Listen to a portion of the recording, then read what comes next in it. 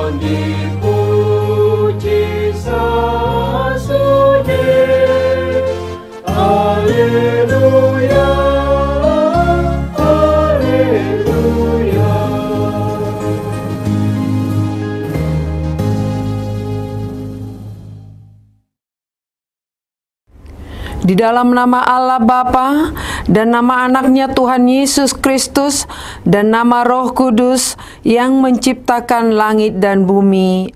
Amin. Sebab aku yakin bahwa penderitaan zaman sekarang ini tidak dapat dibandingkan dengan kemuliaan yang akan dinyatakan kepada kita. Haleluya.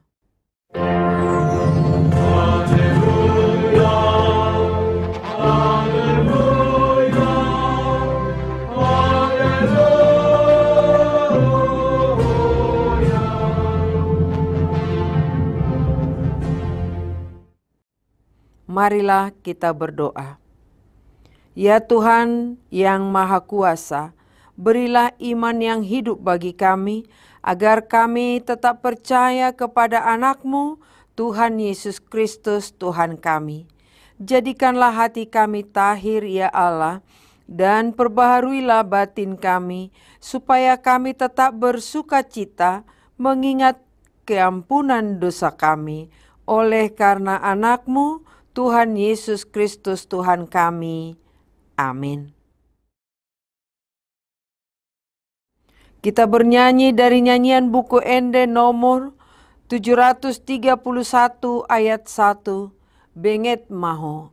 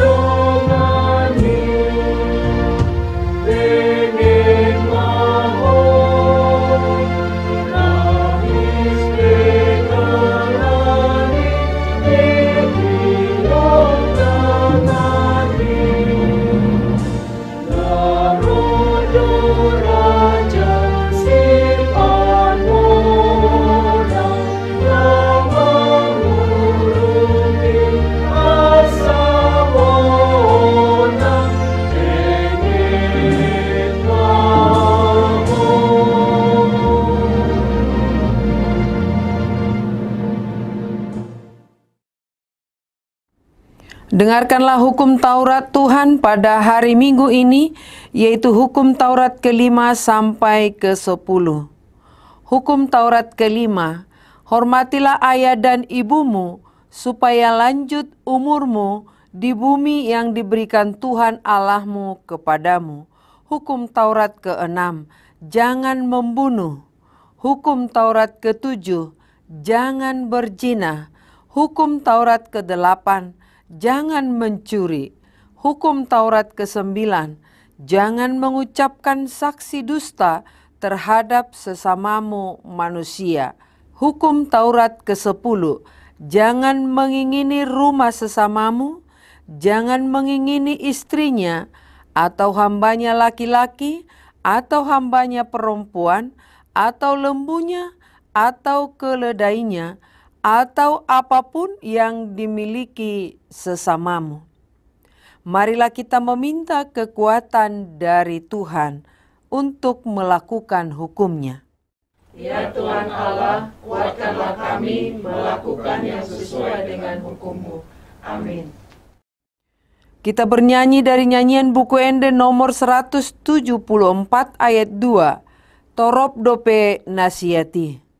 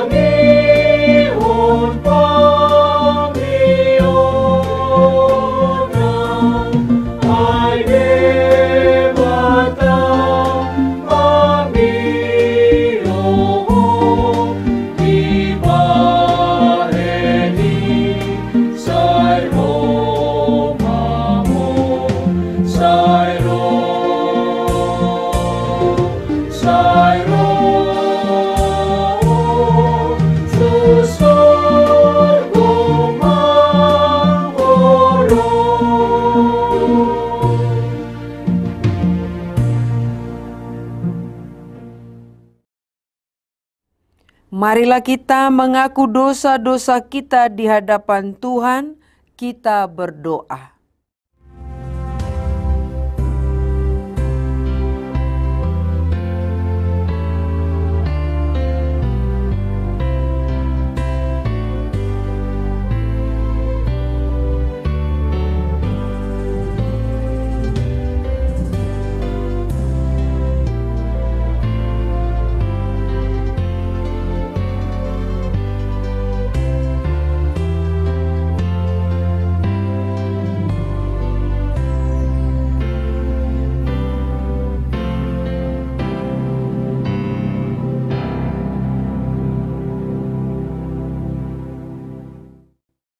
Ya Tuhan Allah Bapa kami yang Maha Kuasa, Engkau mengasihi kami orang yang hina dan tercela ini. Kami datang ke hadapan-Mu, mengaku segala dosa dan kesalahan kami. Sejak dilahirkan kami sudah bergelimang di dalam dosa. Kami tersesat dan menyimpang dari jalan Tuhan. Kami sering melanggar hukum-Mu. Ya Tuhan kami, janganlah mengingat dosa dan pelanggaran kami pada masa muda, tetapi ingatlah kepada kami sesuai dengan kasih setia-Mu oleh karena kemurahan-Mu. Ya Tuhan, lapangkanlah hati-Mu terhadap kami, orang berdosa ini. Amin. Janji Allah akan keampunan dosa kita. Siapakah yang akan menggugat orang-orang pilihan Allah? Allah yang membenarkan mereka. Siapakah yang akan menghukum mereka?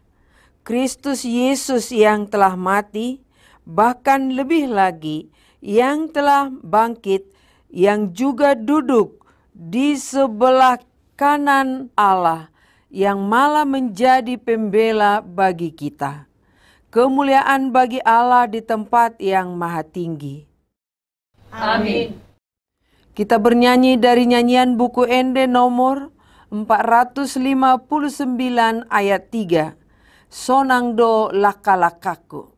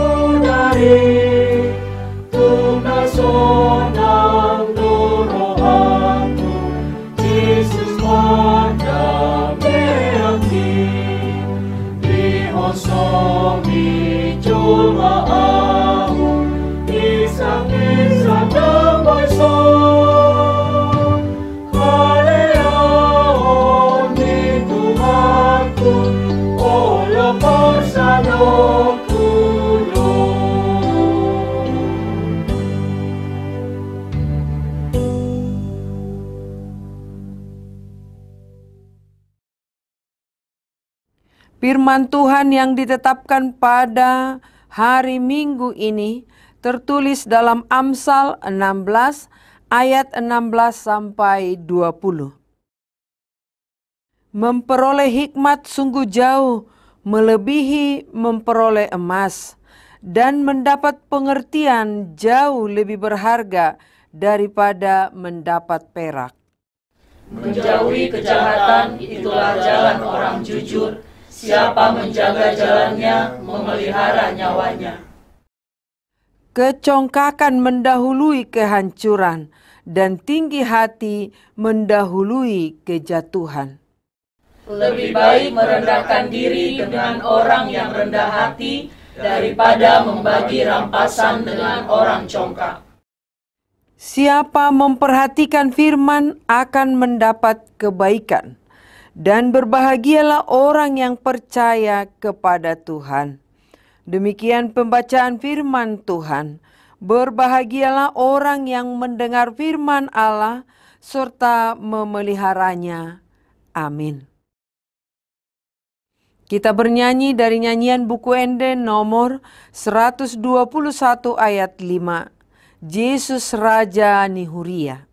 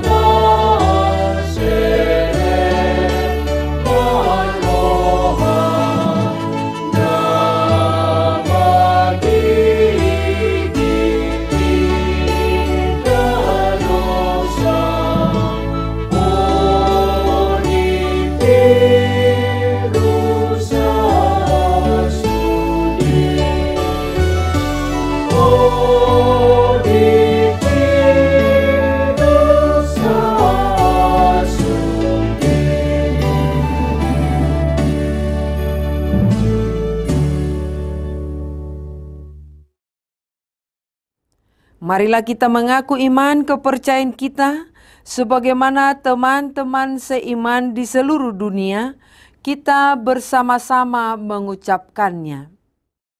Aku percaya kepada Allah, Bapa yang Maha Kuasa, Khalik langit dan bumi. Aku percaya kepada Yesus Kristus, anaknya yang tunggal Tuhan kita, yang dikandung daripada Roh Kudus, lahir dari anak darah Maria, yang menderita sengsara di bawah pemerintahan Pontius Pilatus, disalibkan, mati dan dikuburkan, yang turun ke dalam kerajaan maut. Pada hari yang ketiga, bangkit pula dari antara orang mati, naik ke sorga, duduk di sebelah kanan Allah, Bapa yang Maha Kuasa. Dari sana akan datang kelak untuk menghakimi orang yang hidup dan yang mati. Aku percaya kepada Roh Kudus dan adanya satu gereja yang kudus dan am, persekutuan orang kudus, pengampunan dosa, kebangkitan daging, dan hidup yang kekal. Amin. Marilah kita bernyanyi dari nyanyian buku Ende nomor 728 ayat 1. Dan kita memberikan persembahan 1A dan 1B, dan kita persiapkan hati kita mendengarkan firman Tuhan.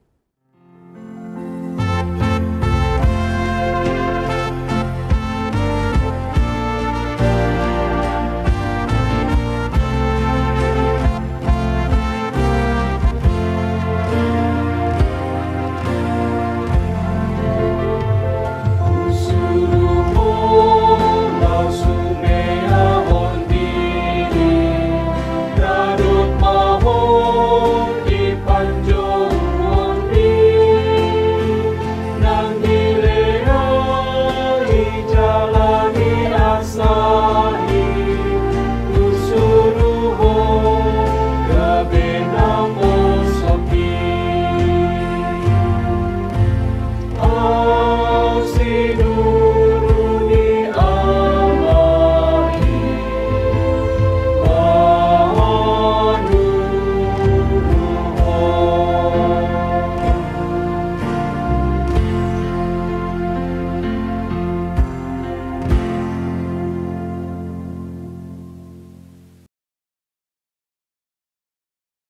Damai sejahtera yang dari Allah, yang melampaui segala akal, yang memelihara hati dan pikiranmu, di dalam Yesus Kristus Tuhan kita.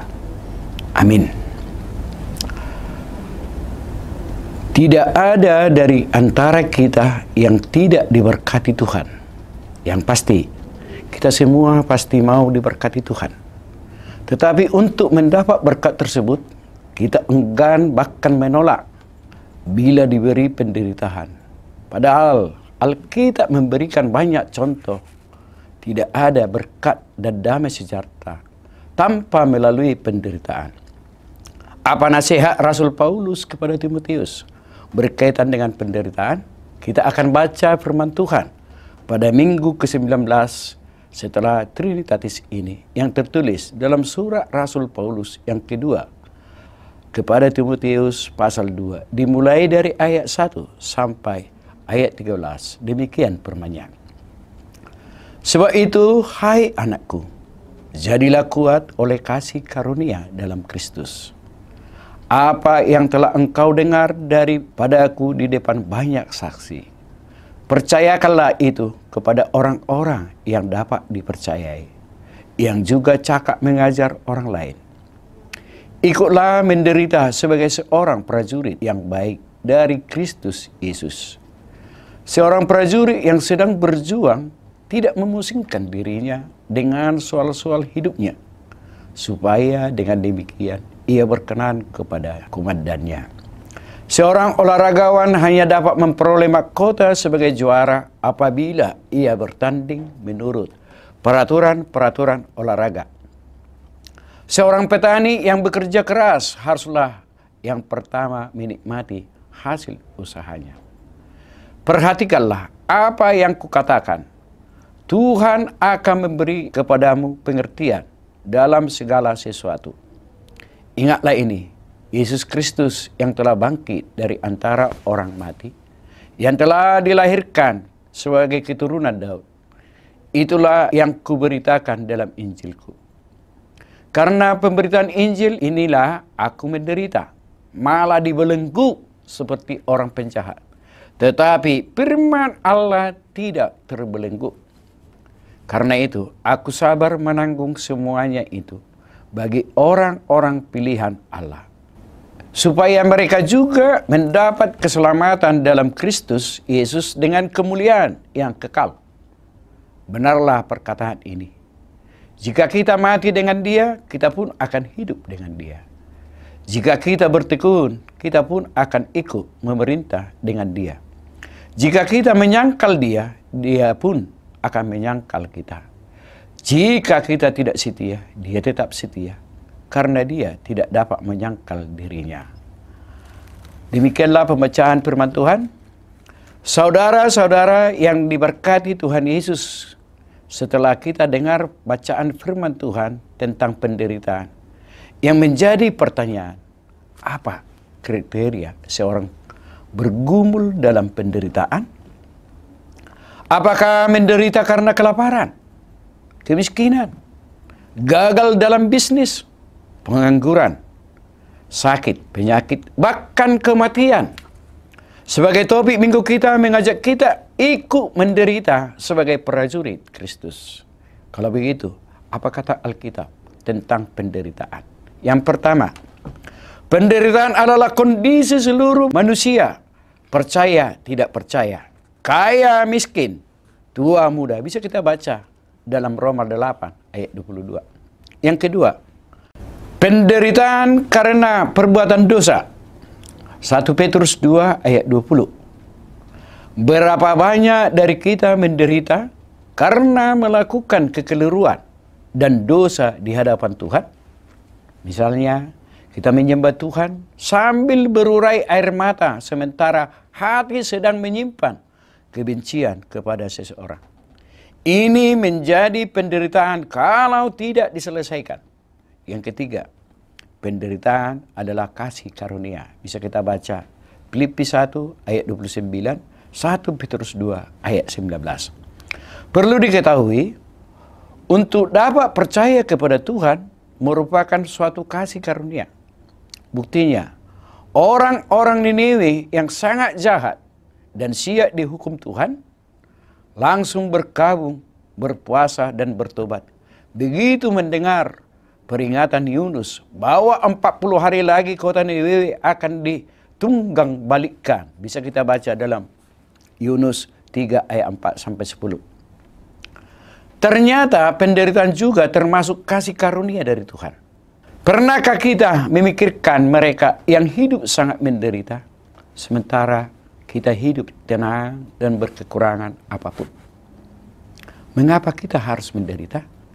Karena Kristus telah memberikan teladan menderita demi kita, agar kita mengikut jejaknya. 1 Petrus 2. Ilustrasi, jangan menjadi komentator sepak bola yang tidak main tetapi pintar mengomentari. Si akal lebih baik daripada si pemain. Yesus tidak hanya berteori, tetapi dia telah memberikan teladan dalam penderitaan. Di balik penderitaan ada kemenangan. Apa yang dilakukan Yesus saat ia dalam puncak penderitaan? Ia mengatakan, "Ya Bapa, ampunilah mereka, sebab mereka tidak tahu apa yang mereka perbuat." Karena penderitaan Yesus Kristus yang telah bangkit dari antara orang mati, itu sebabnya berita salib Kristus hampir tidak terdengar lagi, diganti dengan berita kemakmuran dan janji berkat yang menyenangkan telinga. Dengan kata lain, kita tidak akan menderita bila berita yang kita sampaikan bukan mengenai Kristus yang tersalib. Namun, Rasul Paulus tetap bersikukuh memberitakan Yesus Kristus tersalib, dan karena itulah dia menderita. Bisa kita baca di ayat 9. Dalam menghadapi penderitaan, kita ikut menderita dan bersemboyang. Semakin dibabat, semakin berambat. Ketika masuk dalam penderitaan, kita harus bersikap seperti seorang prajurit yang siap berjuang. Kita sekarang bukan lagi sekedar pengikut Kristus, tetapi sebagai prajuritnya. Kita harus menjadi pelaku firman Tuhan. Mau ikut menderita atau mundur. Sebab prajurit yang siap maju berperang ada aturannya. Antara lain, jika takut perang disuruh pulang. Yang baru menikah juga tidak boleh berperang karena peperangan membutuhkan konsentrasi penuh dan lain-lain. Bisa kita baca di Ulangan 20 ayat 3 sampai 8. Pemberitaan Injil boleh menderita bahkan dibelenggu seperti seorang penjahat. Tetapi firman Allah tidak terbelenggu. 2 Timotius 2 ayat 9. Karena pemberitaan Injil inilah aku menderita, malah dibelenggu seperti penjahat. Tetapi firman Allah tidak terbelenggu. Bagaimana sikap orang percaya dalam berjuang? Tidak memusingkan diri dengan soal-soal penghidupan agar berkenan kepada komandannya. Dia juga harus mempunyai ambisi kudus untuk beroleh kemenangan. Yang berikut, seorang olahragawan yang disiplin dan yang tekun. Dengan kata lain, dia siap pakai kapanpun karena sudah terlatih. Ingat, tidak ada keberhasilan tanpa kedisiplinan. Apa yang menghambat kita untuk berlatih? Beban penghambat kecepatan dalam perlombaan lari. Kita adalah pelari profesional yang sangat dihargai karena tidak ditonton, disaksikan oleh kaum awan, tetapi oleh teladan-teladan iman yang telah menjadi juara dunia. Segala beban dosa harus ditanggalkan dan kehidupan kita harus murni serta transparan di hadapan Tuhan, supaya berita yang kita sampaikan benar karena didengar oleh saksi pahlawan-pahlawan iman yang sudah terlebih dahulu melakukannya. Mereka tidak dapat dibodohi. Yang berikut, seorang petani yang harus bekerja keras agar dapat menikmati hasil usahanya. Seorang teolog besar mengatakan, dosa paling serius adalah kemalasan, sebab orang malas tidak akan dipakai di mana-mana. Untuk mendapat hasil panen, seorang petani harus bekerja keras mulai dari awal hingga akhirnya. 2 Timotius 4 ayat 2a mengatakan, beritakan firman, siap sedialah, baik atau tidak baik waktunya. Bagaimana kita dapat siap kalau kita tidak bekerja keras? Seorang pemberita firman harus mempersiapkan materi khotbah setiap saat, bukan hanya ketika ada jadwal untuk berkhotbah. Perhatikan, apapun yang kita kerjakan secara asal-asalan, tanpa usaha keras, tidak akan menghasilkan sesuatu yang memuaskan. Saudara-saudara, bagaimana kita menghadapi penderitaan? Yang pertama, kuat oleh kasih karunia dalam Kristus.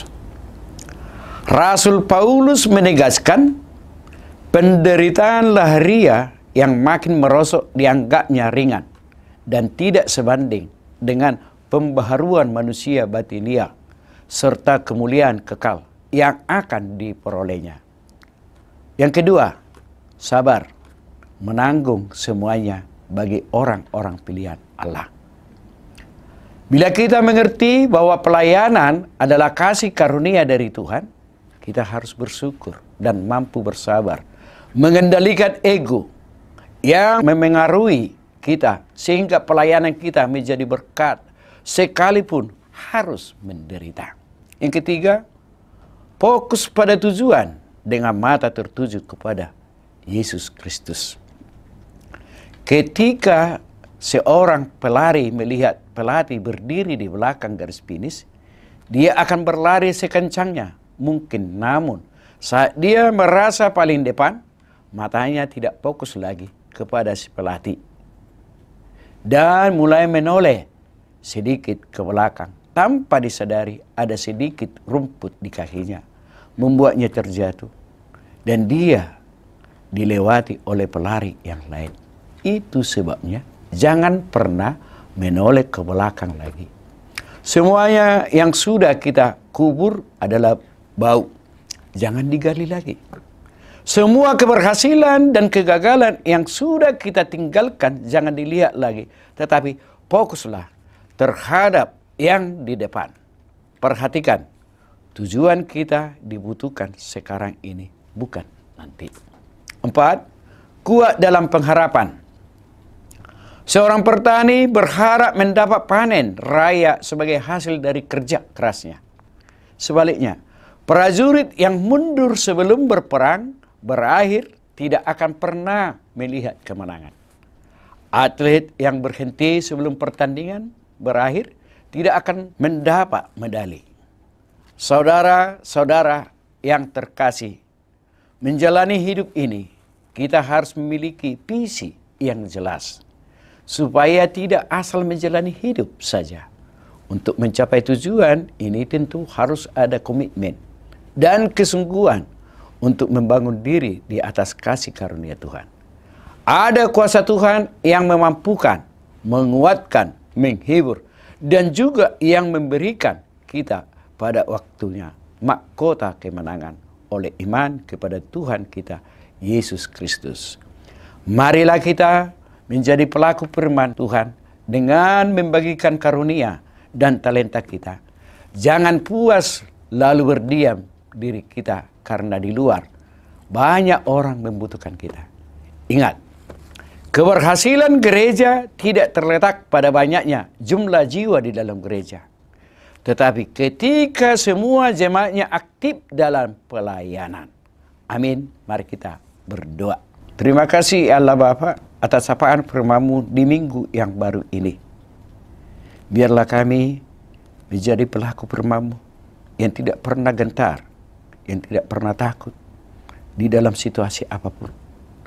Sebab Tuhan telah memenuhi kami dan telah memberikan kuasa Roh Kudus kepada kami. Sehingga kami akan Tuhan kuatkan dan mampukan dalam menyatakan firman-Mu di dalam kehidupan kami sehari-hari, dimanapun kami berada. Ya Allah Bapa, biarlah firman itu bukan hanya kami dengarkan, tetapi jadikanlah kami pelaku-pelaku firman-Mu di tengah-tengah dunia ini, sehingga kami ini yang Tuhan pilih menjadi pembawa damai sejahtera, kebenaran, dan ketulusan di dalam kehidupan kami. Berkati seluruh jemaat-Mu dimanapun berada, ya Allah Bapa. Ampunkan kami dari segala dosa kami. Di dalam Yesus Kristus, kami berdoa kepadamu. Amin. Marilah kita bernyanyi dari buku Enden sambil kita mengumpulkan persembahan yang kedua.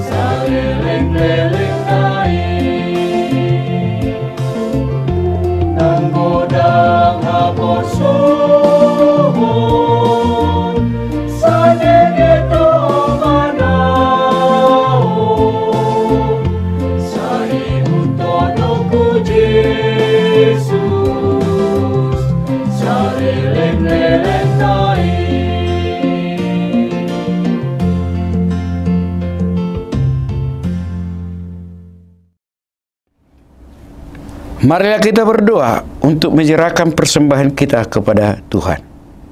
Ya Allah, Bapa kami yang di surga, kami mengaku bahwa Tuhan adalah sumber dari segala karunia yang melimpah dalam kehidupan kami masing-masing. Sebahagian daripada karunia itu, kami serahkan kembali sebagai persembahan kepada Tuhan. Terimalah dan berkatilah persembahan umat-Mu ini, agar dapat kami pergunakan untuk pekerjaan dan pelayanan kerajaan Tuhan di dunia ini.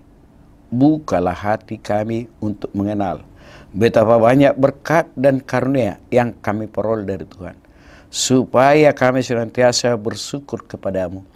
Di dalam nama Yesus Kristus Tuhan kami. Amin.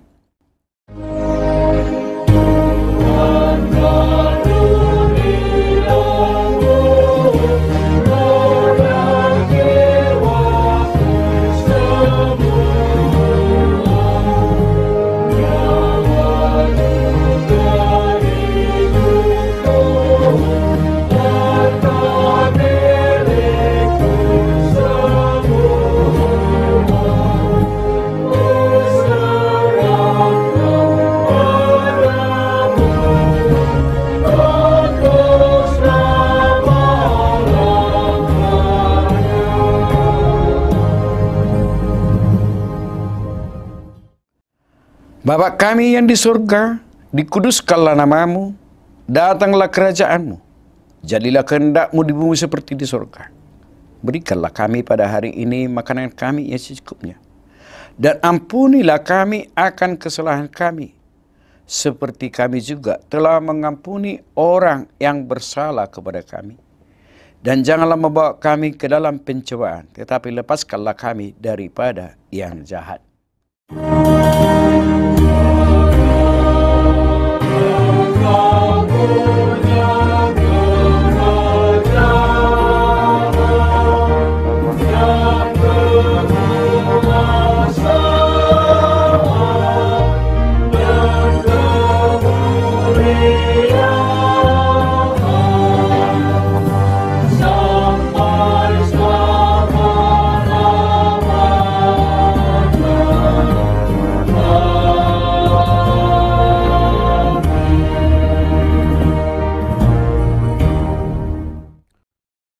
Terimalah berkat dari Tuhan kita.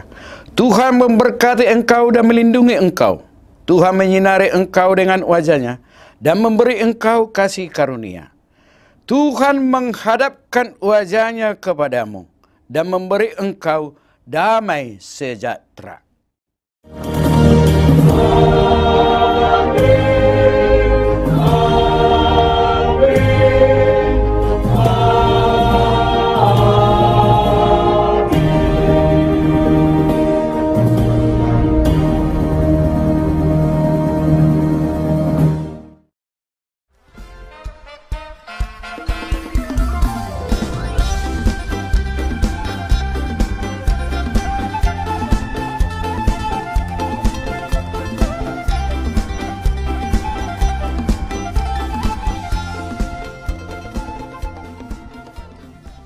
Tahun ini merupakan tahun yang bernuansa kesatuan hati bagi seluruh gereja HKBP. Kita telah menetapkan orientasi pelayanan tahun 2022 sebagai tahun kesehatian di bawah terang tema sehati sepikir dalam satu kasih, satu jiwa, dan satu tujuan dari Filipi 2 ayat 2. Dan subtema mewujudkan kesehatian dan kesetiakawanan bagi gereja, masyarakat, dan bangsa. Panitia Tahun Kesehatian HKBP Distrik 8 DKI Jakarta telah ditetapkan menjadi organ pelayanan dalam mewujudkan persekutuan, kesaksian, dan pelayanan yang semuanya diikat dalam satu kasih, satu jiwa, dan satu tujuan. Kesatuan hati dalam persekutuan, kesatuan hati dalam kesaksian, kesatuan hati dalam pelayanan bukan hanya membina soliditas internal semata, namun juga menyangkut relasi, hubungan yang baik dengan dunia luar kita. Maka untuk mewujudkan kesehatian yang nyata dalam kehidupan warga gereja, Panitia Tahun Kesehatian HKBP Distrik 8 DKI Jakarta berkomitmen untuk berkarya dalam program-program kreatif dan relevan dan bernilai tinggi untuk menguatkan visi dan misi kerajaan Allah di dunia ini. Kami mengajak seluruh elemen gereja, baik pelayan penuh waktu, pelayan takbisan dan non-takbisan, serta seluruh jemaat dan para pemerhati lintas denominasi, mari bersama-sama mendukung dan mensukseskan seluruh program-program pelayanan yang telah ditetapkan, baik dalam doa, daya, dan dana. Semuanya akan menjadi persembahan yang hidup bagi Tuhan untuk memperkokoh persatuan yang hidup dan saling melayani di tengah kehidupan yang penuh dinamika ini. Marilah saling mendoakan, saling menopang, serta bertolong-tolonganlah menanggung bebanmu. Demikianlah kamu memenuhi hukum Kristus. Horas, horas, horas!